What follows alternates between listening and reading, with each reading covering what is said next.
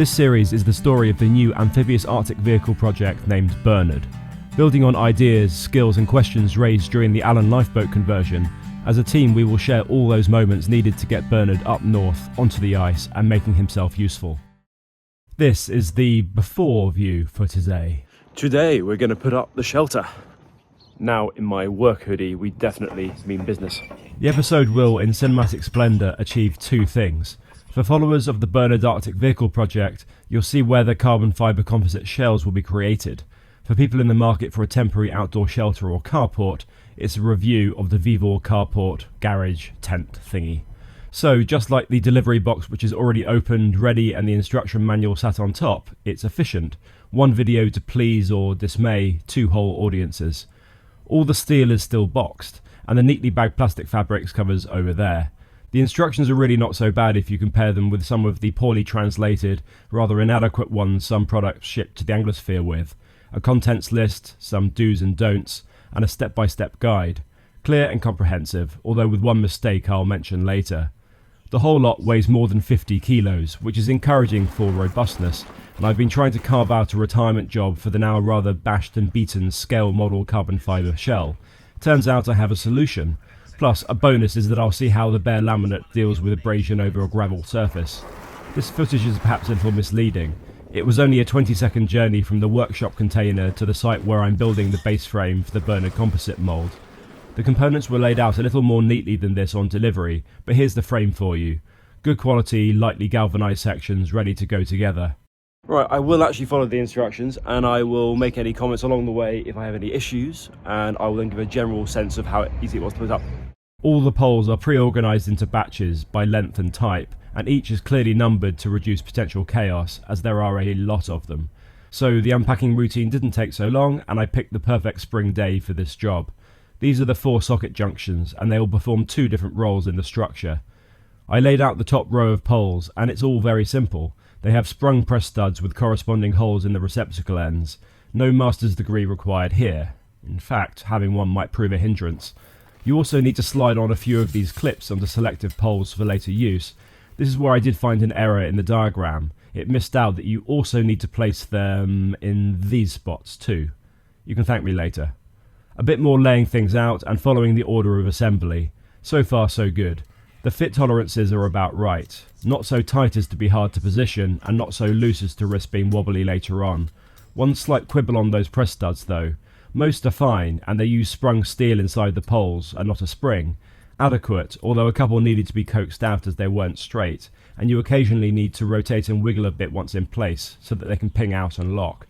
Don't be tempted to get frustrated, skip over and not bother getting them all locked in, as later you'll end up with the length slightly wrong and the cover hard to put on.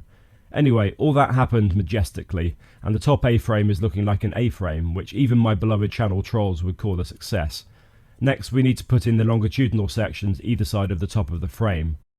Quick tip when you're doing this section here, which are the 2 and 2A ones, do the longitudinal section first and then slot it onto the A-frame, otherwise you'll have problems with relief. I thought there'd be enough play just to do it in any order you wish, but actually no, you've got to be quite precise. And that's a good thing because it means that the structure is going to be a lot more secure and with less wobble even before using guy lines. Hopefully you understood most of that through the wind. Doing things in order definitely helps. There's nothing much to report, and I just repeated the process on each. The numbering and logic of the instructions is well thought through.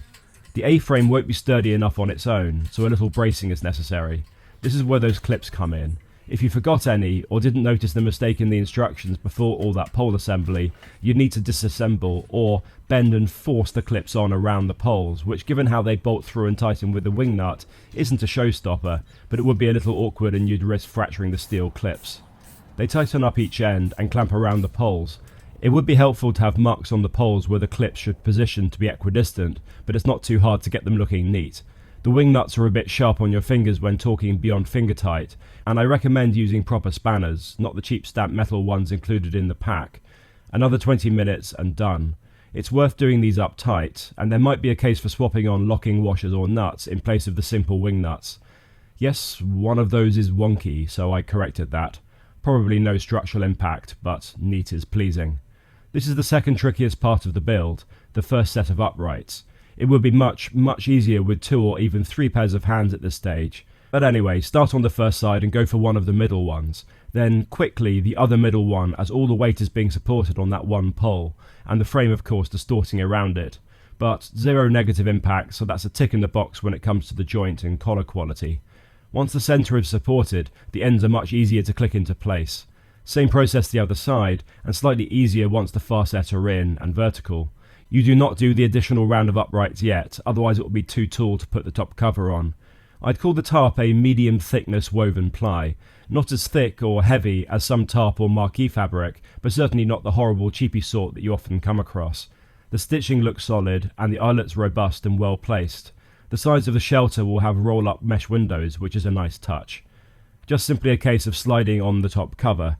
The 2 bundles of white fabric weren't labelled, but basically one is the top and the other contains the sides and the ends. It's also not immediately obvious which face was inside or outside, and my 50-50 gamble did not pay off, so I needed to flip it over and reposition. You can get the fabric in a dark grey too, which is much more attractive and likely to show dirt less, but my application is function over form. I chose white as it won't heat up in the sun as badly, and it lets more natural light through. Both options are neutral colours of course, which makes filming inside easy, without crazy colour hues like for instance you get inside a red tent. It fits on properly, no need to stretch or yank it, and then even in light winds it's probably wise to attach it to the frame straight away, or else you might find you've got a kite on your hands. The set comes complete with lots and lots of elastic and ball fixings, which fit through the eyelets and secure around the poles. Then 4 more of those braces for the 4 corners, and the reason for the other clips you had to position on the poles right at the beginning. They secured the same way as before.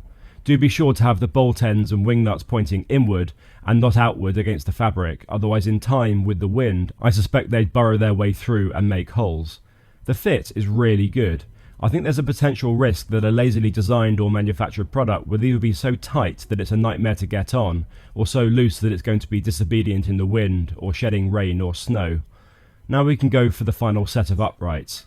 They have feet which slide on and then bolt through. Again, easy and a proper spanner much better than the larger of the 2 stamped steel ones included. All done, and I'm afraid this is the trickiest part by some way, and the only time I was worried is the tent at this point weighs rather a lot. There's a risk that awkward twisting could damage poles or joints. More people to help would be 100% recommended, so do get out there and make a friend. I tried to use the same principle, that is, the 2 middle ones first, but you can see the angles and leaning got slightly perilous. But no harm done. It would be good for the instructions to warn about this and offer suggestions. The top canopy has tails in each corner, and they clip on down the bottom of the corner uprights. There's a choice of holes depending on tightness. A tip for you, choose wisely, as I found once the hook is in, you'd be damn lucky to get it out again without snapping it. There's not that much to say about putting the sides on, just make sure the inside is inside and the outside is outside. You can't accidentally get the top at the bottom due to the location of the eyelets. You do also have to release and refix all those elastic loops as the top and sides of the cover share them. Whether the elastic restraint survives strong winds and months of potential friction and abrasion, plus UV light, remains to be seen. Backup releasable cable ties at the ready, people of the channel. It feels sturdy, even before guy lines or weights, but this is currently a wind tunnel and badly needs the ends fitted. So I did that. It's a little fiddly, and there might be a case for doing the top 3 or 4 loops when the tent was lower down, but on a stepladder it's just about doable, without causing instant and undignified death. Done, and you can get much more of a sense of how the whole thing goes together. From inside it's impressive, and lets in lots of natural, non-colour casted light, which for the workshop purpose I have in mind is great. This is the largest 12 by 20 foot model. They do offer narrower ones too. Both ends have a zip door that's nearly full width. You can open these up, roll them away and secure with ties. Now, zips don't last forever, and these aren't of any noticeably premium quality, so someday one or more will likely fail, and I'm not sure how you'd fix that without the effort of removing and replacing the whole zip insert. This is the only branding on the product, which is restrained of them, I thought. You do get a few more elastic ties and bolts than needed, and yes, I did check that I hadn't forgotten to use them. They even include gloves, although not great ones, and lots of pins for the feet, but you need to position yourself on grass for that. Here we have concrete and gravel. As a result, for stability I have to rely on 2 things, guy lines and weight. They helpfully position additional eyelets in the top cover in useful places to run the guy lines through, so you don't have to hoik up the rain draining overlap. The guy lines first, and luckily I have a choice of large, heavy, solid, abandoned boats to affix us to. The 4 guy lines included aren't great though, a little short and very springy. You'll probably want to supplement with more from your own spool of basic outdoor rope. I've also put some chunks of concrete in the 4 included weight bags and strapped them to the 4 corners, but I forgot to film that, and I'll probably want to add more weight anchors, perhaps a couple of 100-litre dustbins full of water. One little grumble: at one end, the tarp over that face doesn't seem to quite span the width. I may need to adjust the leg spacings and see if one of them is splayed out too far and causing this. Anyway, this carport, tent, workshop, whatever you want to call it, is up. I'm going to call that a massive win, because we now have somewhere to build Bernard's mould. And it only took 4.5 hours, including all the filming, the couple of mistakes, and it just being me on duty today. I hope that this will be a robust and reliable shelter for the months ahead, and it cost me barely 300 quid, delivered plus tax. Lots of limited time deals appear to be available online, either direct from VEVOR or via other sites.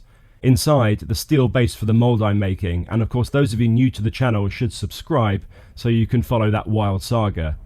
It's, if I say so myself, a damn good use of a corner of the boatyard normally neglected as it's inaccessible and surrounded by unmaintained and unclaimed boats. Gentrification of sorts.